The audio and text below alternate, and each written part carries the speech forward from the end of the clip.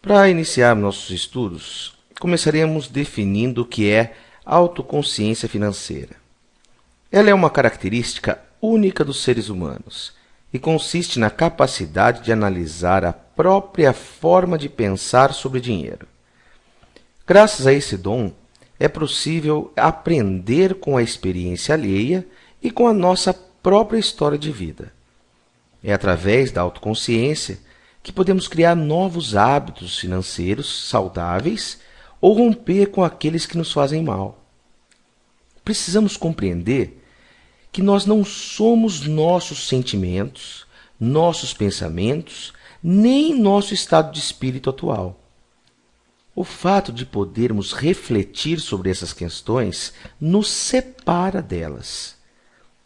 Isso porque somos capazes de nos distanciarmos de nós mesmos e examinarmos como eu me enxergo, como eu vejo o mundo.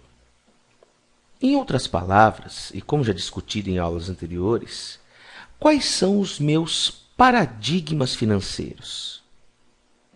A consciência sobre si nos faz entender, portanto, a maneira como vemos o mundo e as outras pessoas.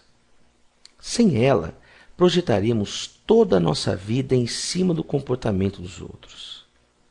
Dessa forma, a autoconsciência nos permitirá analisar se estamos agindo conforme nossos princípios ou se estamos apenas respondendo às circunstâncias ao nosso redor. Já iniciamos essa análise nas aulas sobre princípios e paradigmas. Pois bem, nossa vida deve refletir a pessoa que somos e não sermos um espelho da sociedade baseado na opinião dos outros. Isso porque, se agirmos dessa forma, deixaremos todo o nosso potencial de lado. Obviamente que sofremos pressões familiares e sociais que acabam influenciando de forma acentuada a maneira como lidamos com o dinheiro. Porém, não podemos aceitar que isso é fator determinante em relação às atitudes financeiras, senão estaremos abrindo mão da nossa capacidade de autocontrole. O que se pode verificar, portanto, é que adquirir bons hábitos financeiros significa tomar as rédeas da própria vida. Ou seja, é basicamente assumir que é você quem escolhe o que quer para si. É sair da posição de vítima e fazer algo para mudar a sua situação atual. Nesse contexto, é importante que você compreenda exatamente o que eu vou falar a seguir. Entre um estímulo e a resposta que será dada a ele, existe a nossa capacidade de escolha. Eu explico.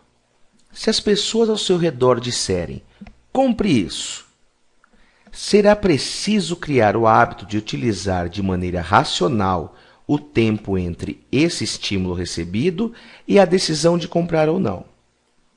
Dizendo de outra forma, é preciso habituar-se a fazer boas escolhas financeiras, de aprender a dizer não quando for preciso e sim quando for prudente. Na verdade, nesse curso iremos focar principalmente em nossa capacidade de poder escolher como respondemos ao mundo. E para isso, será preciso um autoconhecimento profundo, pois só assim será possível rever seus paradigmas, sua maneira de pensar, de forma a dar respostas mais inteligentes aos estímulos do dia a dia. Continuando, é exatamente dentro desse contexto de liberdade de escolha que a proatividade entra em cena. Na verdade, ela é muito mais do que apenas tomar iniciativa. Ela implica reconhecer em qual nível somos responsáveis pela nossa vida. Apesar das influências externas, todas as nossas atitudes resultam de decisões tomadas por conta própria. Quem reluta em aceitar tal condição, na verdade está exatamente abdicando da sua liberdade de escolha. Por exemplo, se o seu chefe lhe torra a paciência todos os dias, você tem total liberdade de escolher qual será a sua resposta em relação a isso. Ficar nervoso, brigar, calar-se, nem dar bola. A escolha é sua. Veja, não é o seu chefe que determina o seu comportamento, mas você. Em relação às finanças pessoais, se você tem o hábito de responder impulsivamente a certos estímulos de consumo, saiba que o seu poder de autoconsciência pode fazer mudar esse paradigma. Escute bem isso.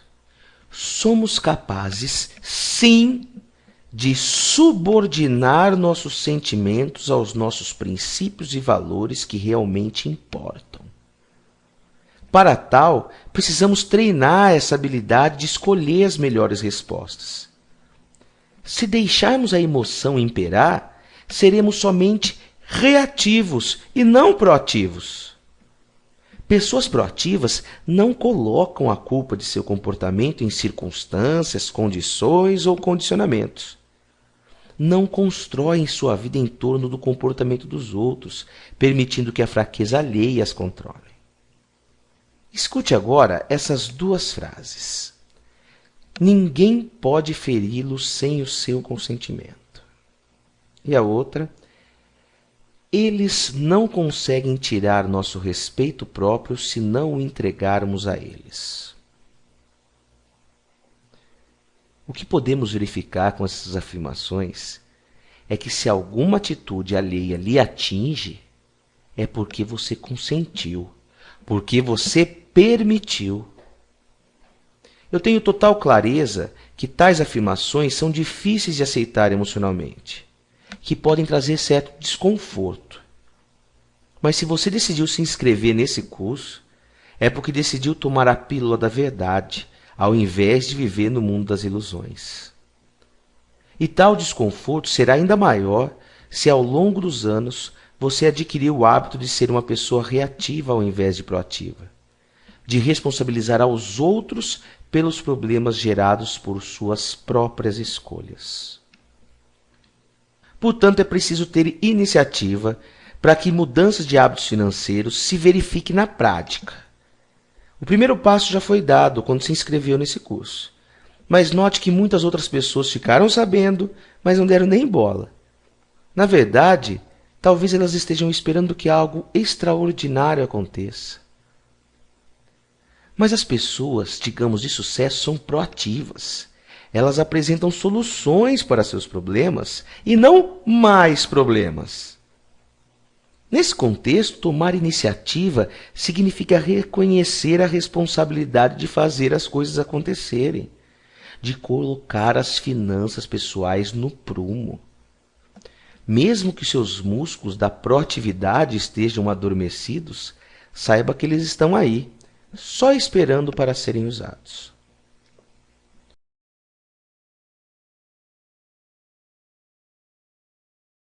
Seguindo adiante em nossos estudos, vamos fazer uma análise de nossa própria linguagem. Ela é uma maneira bastante interessante de diagnosticarmos o nível de proatividade ao qual estamos expostos. No dia a dia, as frases que proferimos acabam mostrando se possuímos uma personalidade ativa ou passiva. Ser passivo geralmente vem acompanhado das seguintes frases: não há nada que eu possa fazer, estou assim e pronto, meu chefe me deixa irritado, eles nunca vão aceitar essa sugestão, não posso, eu preciso, se eu pudesse. Já uma pessoa ativa diz: vamos procurar alternativas. Posso tomar outra atitude. Posso controlar os meus sentimentos. Eu escolho, eu prefiro, eu vou fazer. Para ir mais além nessa questão da linguagem, vou lhe contar duas histórias. A primeira delas diz que um aluno chegou para o professor e disse: eu preciso faltar da próxima aula, pois terei um jogo de futebol. E o professor perguntou: você precisa ou deseja ir? E o aluno respondeu: eu preciso, pois do contrário serei expulso do time. Com a voz firme, o professor perguntou: e você quer ser expulso? E o aluno: não. E o professor prosseguiu: pois então quero que tenha consciência que está escolhendo ir para o futebol. pois deseja continuar na equipe. Só que pense na seguinte questão: o que acontecerá se você faltar da aula? E o aluno respondeu: não vou aprender a matéria. E o professor: correto.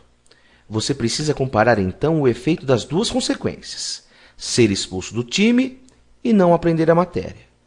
Se eu estivesse em seu lugar, iria disputar o campeonato. Mas só estou falando tudo isso porque queria que nunca mais afirmasse que precisa fazer algo. O aluno deu um sorriso e sentenciou: então, professor, eu escolho ir jogar futebol. Deu para entender a sutileza entre passividade e atividade?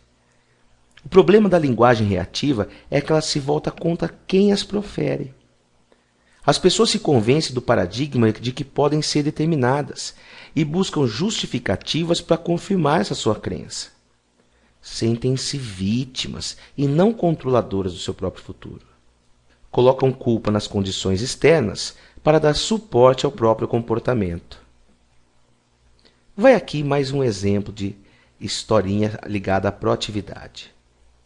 O autor do livro 7 Hábitos das Pessoas Altamente Eficazes conta que em uma de suas palestras, um homem pediu a palavra, argumentando que essa questão de proatividade era interessante, mas que cada caso era um caso.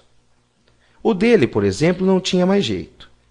Perdera o amor pela mulher e sentia que ela por ele. Mas eles tinham 3 filhos e a situação estava bastante complicada. Então o autor disse: a solução é ame-a. E o homem retrucou: mas acabei de dizer que o sentimento desapareceu. E veio a resposta: então ame-a. Se o sentimento desapareceu, eis um bom motivo para amá-la. Amar é um verbo, uma ação. Já amor é sentimento, fruto da ação de amar. Sendo assim, ame-a. Seja bom para ela, sacrifique-se, ouça seus problemas, esforce-se para compreendê-la. Goste, tome atitudes generosas. Está disposto a isso? Veja, pessoal, isso é a proatividade em pleno funcionamento. Mesmo em um relacionamento, basear-se em valores, em princípios, rever paradigmas e tomar iniciativa é que faz a diferença. Nossos sentimentos não podem controlar as nossas ações. Se assim fosse, seríamos apenas pessoas reativas.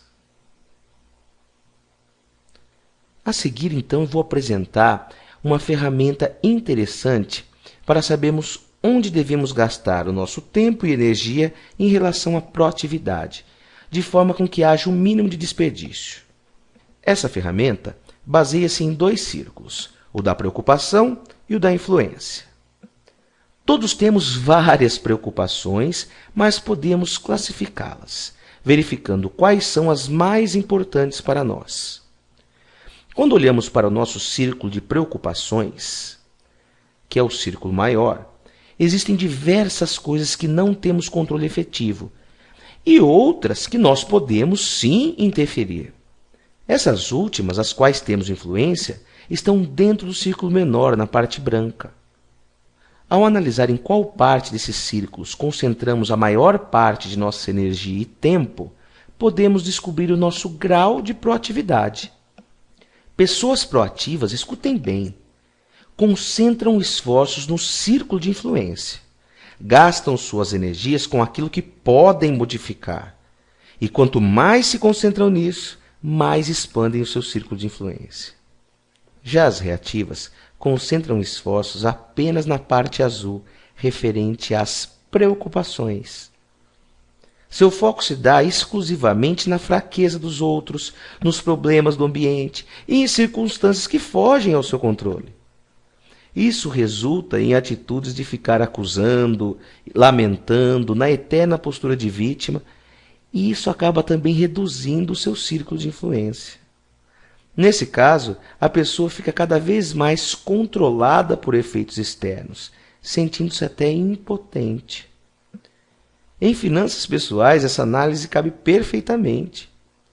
Pessoas proativas focam tempo e energia em ganhar mais dinheiro e diminuir as despesas. Já as reativas pegam-se sempre reclamando do baixo salário e das diversas contas que precisam pagar. Pois é, pessoal, para finalizarmos essa nossa videoaula, gostaria de salientar que ser uma pessoa proativa não significa ser alguém agressivo, insensível, excessivamente exigente ou qualquer outro termo pejorativo. Ser proativo é agir tranquilamente, baseado em princípios e paradigmas corretos, sabendo o que precisa ser feito em cada situação. E eu gostaria de dizer uma coisa bastante importante antes de terminarmos essa videoaula. Somos livres para escolher o que quisermos, mas devemos também arcar com as consequências dessa escolha. Também gostaria de lembrar que somos sujeitos a enganos. Podemos tomar uma atitude proativa e depois verificar que, se feito de outra forma, teria sido melhor. Por isso, ser proativo significa também reconhecer os erros, corrigi-los, aprender com eles. Isso transforma fracasso em sucesso. Por fim, é preciso que nós tenhamos a capacidade de assumir compromissos, conosco e com os outros. A manutenção desses compromissos é a manifestação mais clara da proatividade. Precisamos usar nossa autoconsciência e consciência para saber qual caminho seguir, estabelecer metas, usar a imaginação, a vontade, para sabermos como chegar lá. Só assim será possível assumir o controle de nossas vidas. Esse autocontrole, baseado em princípios universais, nos dará coragem para aceitar mudanças e assumir as responsabilidades que a vida nos apresenta. O poder de assumir e manter compromissos internos forma o alicerce para o desenvolvimento de hábitos financeiramente eficazes, em que o conhecimento, habilidade e desejo fiquem sob nossa custódia. É isso aí. Vamos terminando por aqui. Boa sorte em suas finanças e vida pessoal.